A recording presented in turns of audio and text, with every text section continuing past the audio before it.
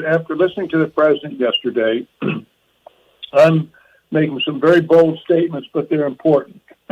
We are not talking about fraudulent voting acts. But what we are talking about, John, is treason.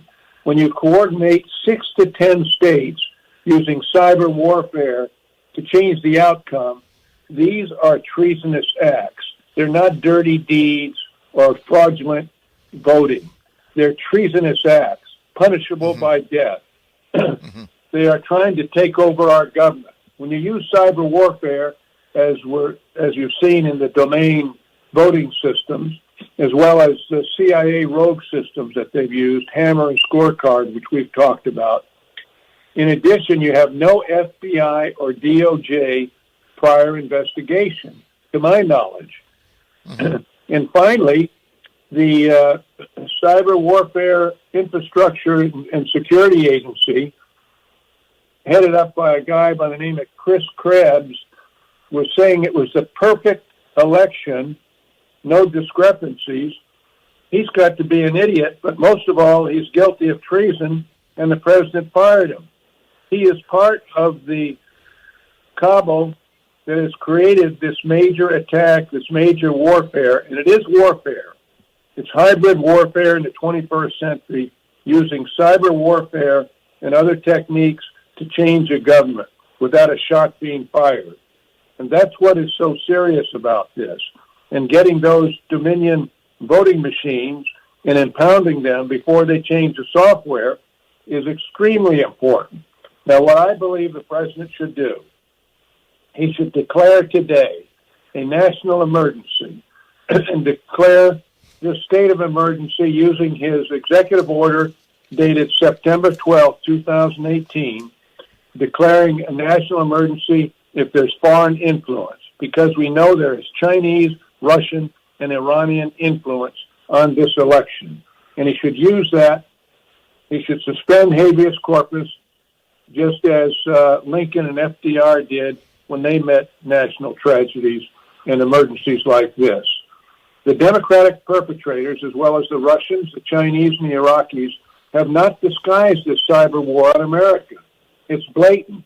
We should start arresting them now. This is serious. Let's not call this fraudulent activity. It's treason, John, in the 21st century modern hybrid warfare.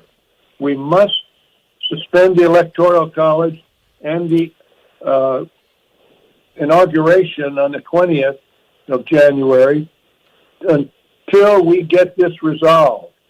And with that executive order that he's got, plus the Insurrection Act, he has the authority to do this. This is very serious. People must understand what's happened.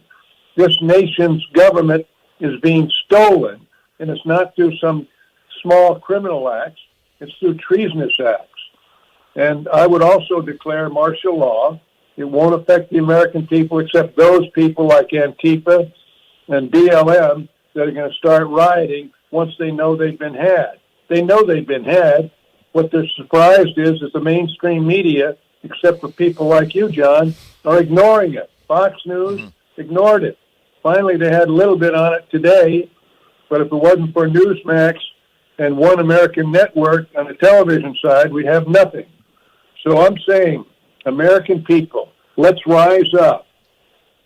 Let's set up military tribunals. This judicial system we have is corrupt. It's slow-moving.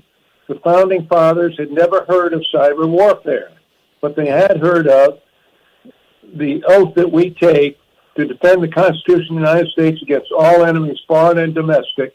They knew about domestic enemies, and that's what the president is facing. So wake up, America. We've got to get this thing rolling. The president has got to demand a thorough investigation of these elections using his executive order that was promulgated in September 2018 and suspend all actions until it is thoroughly investigated. Everybody should demand the president to do this. We cannot proceed on because they quit being covert. It's blatant, outright crookery and cheating, and it's treasonous activity, John.